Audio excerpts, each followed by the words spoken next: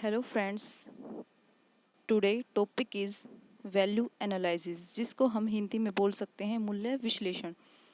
मूल्य विश्लेषण से आशय यह है कि यह एक प्रकार की टेक्निक है जिसके अंतर्गत प्रोडक्ट और सर्विस की के ऊपर जो अनावश्यक लागतें आती हैं, जो अतिरिक्त खर्च आता है, उसका निर्धारण किया जा सकता है कि उससे हम कैसे बच सकते हैं और प्रोडक्ट को और अच्छा कैसे बना सकते हैं। इन अनावश्यक लागतों को समाप्त किया जाता है। अनावश्यक लागतें वे लागत होती हैं जिसके अंतर्गत हम किसी प्रोडक्ट के ऊपर खर्चा तो करते हैं, लेकिन उस प्रोडक्ट में कोई सुधार नहीं आता, तो वो उसकी अनावश्यक लागतें कहलाती हैं। मूल्य विश्लेषण लागत को घटाने का एक विकल्प ही नहीं, अपितु एक कार्यविधि है जिससे हम अनावश्यक लागतों पर नियंत्रण कर सकते हैं, जो हम प्रोडक्ट के ऊपर करते हैं। जैसा कि मैंने बताया है, तो ये उसी से संबंधित है कि हम उस पर नियंत्रण कैसे करें। वैल्यू एनालिसिस को वैल्यू इंजीनियरिंग के रूप में भी लिया जा सकता है, क्योंकि जब यह टेक्निक स्टार्ट हुई तो ये इंजीनियर के क्षेत्र में प्रयोग की जाती थी। वैल्यू इंजीनियरिंग को टेक्निक, उत्पादन तकनीक, उत्पादन अभिकल्पना, गुणवत्ता नियंत्रण, फैब्रिकेशन के क्षेत्र में प्रयोग में लाया जाता है, जो कि वैल्यू एनालिसिस को लाया जाता है विपणन, क्रय, वित्त इत्यादि के क्षेत्र में। तो चलिए फ्रेंड्स, जानते हैं मीनिंग ऑफ वैल्यू। वैल्यू का मीनिंग हम किस प्रकार से ले सकते हैं। वैल्यू शब्द काफ़ी व्यापक अर्थों में प्रयोग में लाया जाता है। विभिन्न व्यक्तियों द्वारा इसका विभिन्न विभिन्न अर्थ निकाले जाते हैं।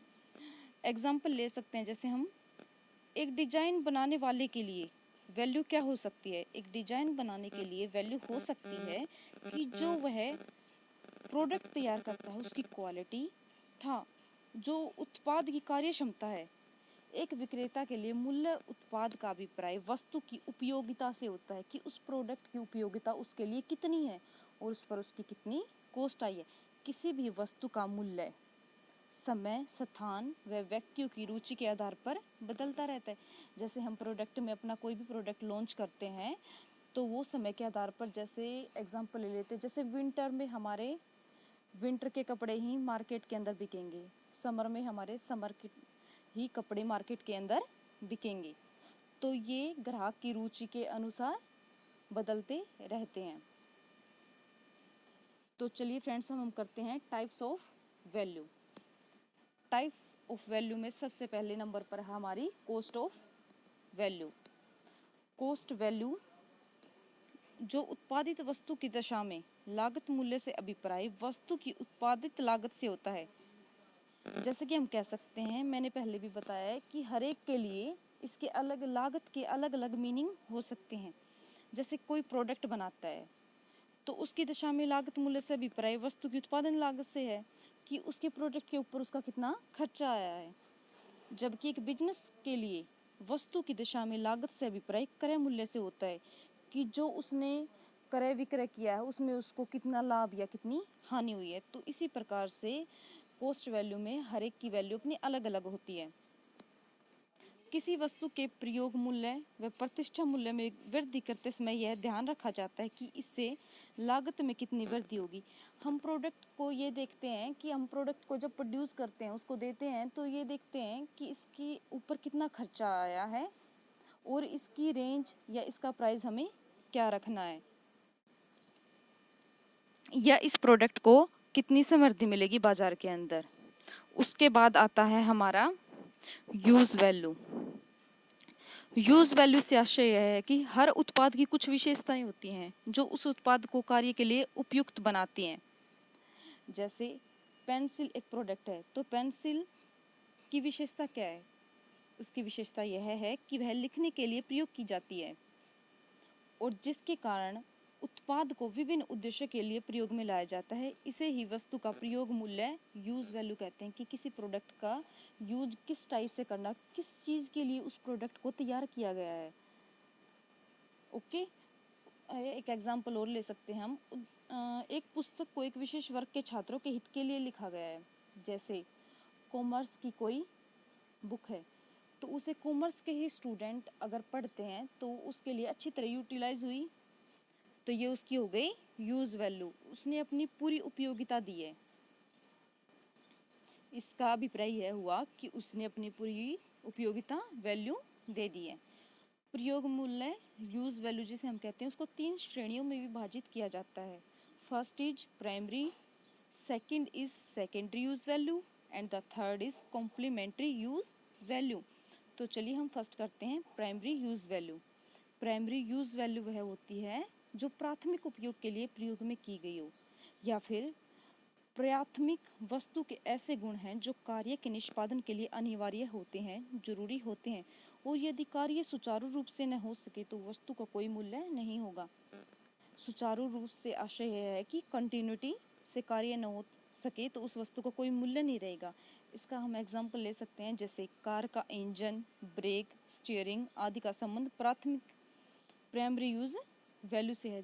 प्राइमरी यूज वैल्यू के अंदर उस चीज के बिना वह कार्य संभव ही नहीं हो सकता, जैसे कि कार के इंजन के बिना कार नहीं चल सकती है। Okay, and the second point is secondary use value, जिसको हम हिंदी में बोलते हैं द्वितीय प्रयोग मूल्य।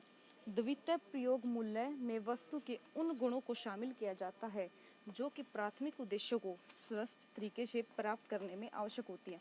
द्वितीय वे होते हैं जो फर्स्ट जो प्राइमरी वैल्यू होती है हमारी उनको कंप्लीट करें।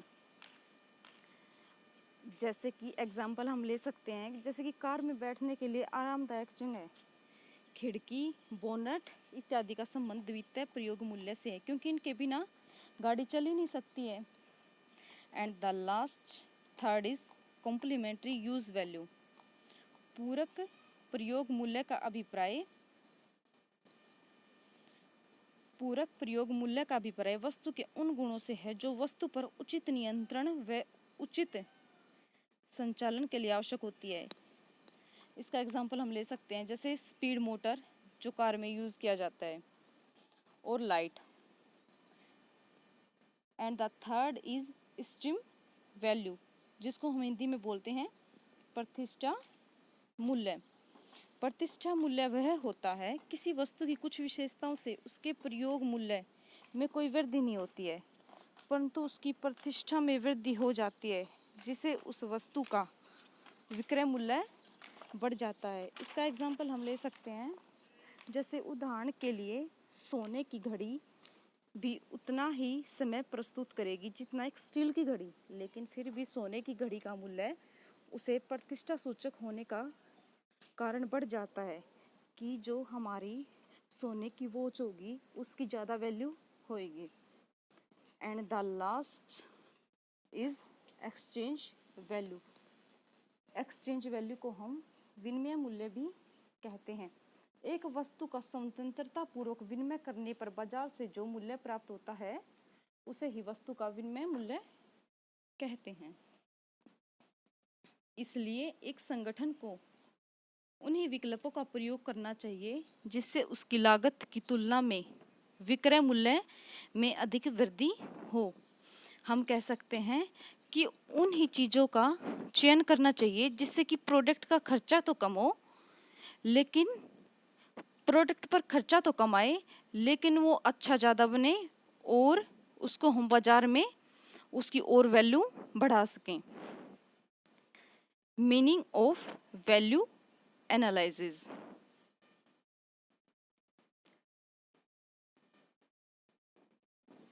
मूल्य विश्लेषण एक व्यवस्थित सृजनात्मक तकनीक है जिसका मुख्य आधार है अनावश्यक लागतों को ज्ञात करना एवं उन लागतों को समाप्त करना और साथ ही संस्था के सभी संसाधनों का अधिकतम प्रयोग करना।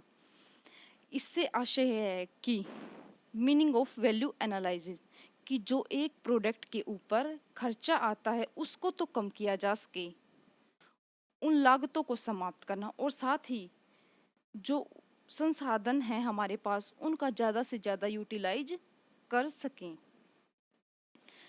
मूल्य विश्लेषण वैल्यू एनालिसिस लागत घटाने का एक प्रभावपूर्ण तंत्र है जिसमें उन विकल्पों की खोज की जाती है जिससे लागत में कमी तथा व्यय की मितव्ययता लाकर उत्पादकता को बढ़ाया जा सके।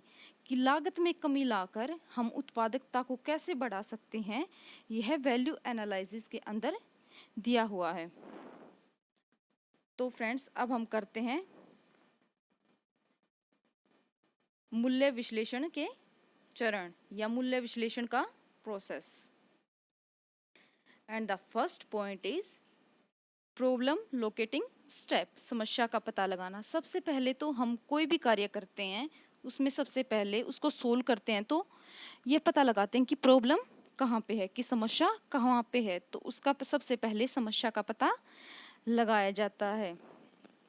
And the second point is problem की व्याख्या करना, समस्या की व्याख्या करना। समस्या का पता लगाने के बाद आवश्यक है कि समस्या की पूर्ण रूप से व्याख्या की जाए कि कैसे समस्या है, ये किस टाइप से है। इस चरण में समस्या से संबंधित सभी को लिखित रूप में व्यवस्थित किया जाता है। सबसे पहले लिख लिया जाता है कि समस्या कहाँ पर है और किस प्रकार से यह समस्या क्रिएट हुई है, प्रॉब्लम क्रिएट हुई है। समस्या को लिखने के बाद सभी व्यक्तियों को जो उस प्रॉब्लम से रिलेट करते हैं उन्हें इकट्ठा किया जाता है और प्रॉब्लम के विभिन्न पहलुओं का अध्ययन किया जाता है कि कहाँ पर क्रिएट हुई है, कैसे क्रिएट हुई है, इस टाइप से।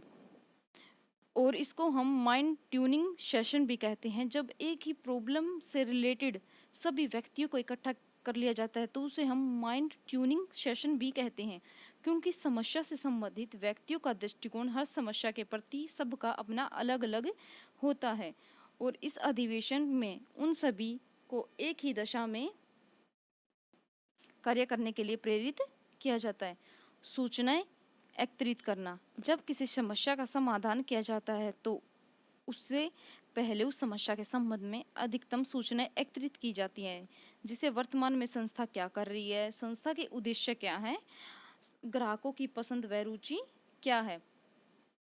And the fourth is searching of alternatives, विकल्पों की खोज करना। समस्या के संबंध में सूचना एकत्रित करना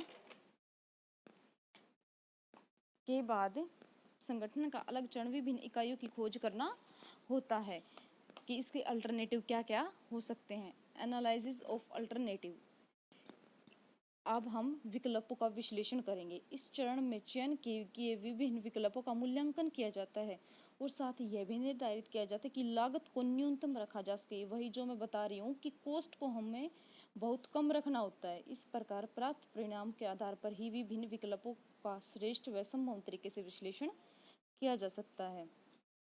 सिलेक्शन ऑफ बेस्ट अल्टरनेटिव, सर्वोत्तम विकल्प का चुनाव करना। विभिन्न विकल्पों का मूल्यांकन व विश्लेषण करने के बाद उन विकल्पों में जो विकल्प प्रमापों पर खरा उतरा है उस विकल्प का चुनाव कर लिया जाना चाहिए और जो उसमें सबसे श्रेष्ठ है उसको प्राप्त किया जाना चाहिए या उससे संबंधित योजनाएं बनाई जानी चाहिए। एंड द सेवंथ इज सर्वोत्तम चयनित विकल्प को लागू करना। जब उचित विकल्प का चुनाव कर लिया जाता है तो समस्या से संबंधित उचित डिजाइन व मॉडल भी बनाए जाते हैं और उन डिजाइनों का मूल्यांकन किया जाता है। And the last is problem solving stage, समस्या का निवारण करना। इस चरण में उपरोक्त सभी तथ्यों पर विचार करने के बाद समस्या का समाधान किया जाता है ताकि निश्चित किए गए लक्ष्यों व उद्देश्यों को प्राप्त किया जा सके एवं उत्पाद का प्रयोग व मूल्य प्रतिष्ठा मूल्य बढ़ाया जा सके कि उसको हम बाजार के अंदर कैसे समृद्धि दिलाएं, कम कॉस्ट पर अपने संसाधनों का अधिकतम उपयोग कैसे करें और वह हमारे प्रोडक्ट को बाजार में समृद्धि कैसे प्राप्त हो। वैल्यू एनालिसिस कॉस्ट को कम करवाता है, यही से संबंधित है। तो इसी प्रकार की और टॉपिक्स के लिए मेरे चैनल को लाइक एंड सब्सक्राइब करें। Thank you.